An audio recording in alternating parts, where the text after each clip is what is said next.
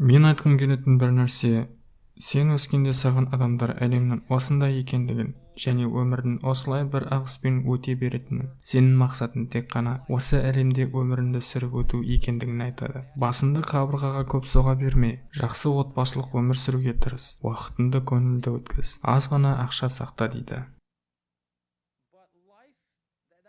Бірақ өмір өте шектеулі. Өмір деп саналатын нәрселердің барлығы сенің айналаңдағы, сенен ақылды емес адамдардың қолымен жасалғандығын түсінген уақытта өмір сен үшін үлкен нәрсе болуы мүмкін.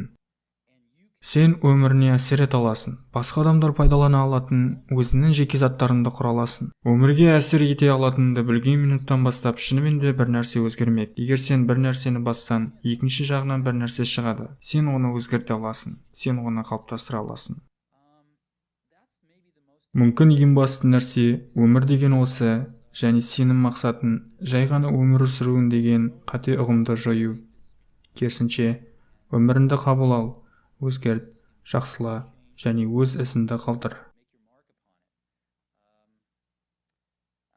Менің ойымша бұл өте маңызды. Осыны түсінген кезде сен өміріңді жақсы жаққа өзгерткің келеді. Себебі көп жағдайларда өмірің бұлтқа толы. Осыны түсінген кезде сен бұрынғыдай болмайсың.